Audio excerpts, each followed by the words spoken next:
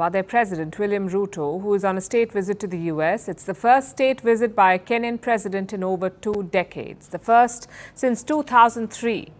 It's also the first time in 16 years that an African leader is on a US state visit. So it is quite significant, but that's not what it's making news for. President Ruto is being slammed, not because he's in the US, but because of how he chose to get there. He decided to fly in a luxury jet. He chartered a Boeing 737-700 business jet from an Emirati company, the Royal Jet Group. He hired it for about 200 million Kenyan shillings. That's $1.5 million US. Ruto pulled out all the stops. He brought along an entourage of more than 30 people, which includes a famous Kenyan comedian. Everyone traveled to the US in style on the Kenyan taxpayers' dime, and this, more than anything else, has triggered the backlash.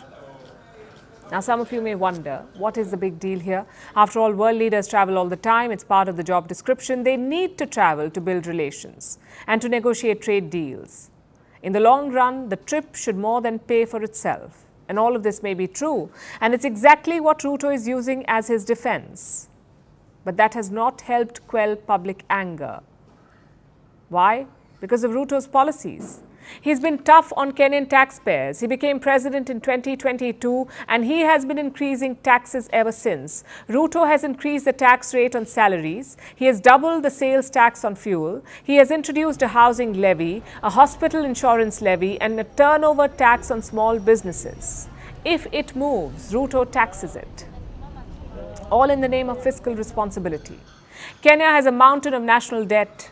It was worth over $51 billion as of last December. Ruto had pledged to fix this. That is why he keeps raising taxes. And obviously, this is not a popular move. It puts an added burden on Kenyan citizens who are already struggling with the cost of living crisis and the rising cost of essential food items. In this situation, imagine hearing that your president is flying around in an Emirati jet.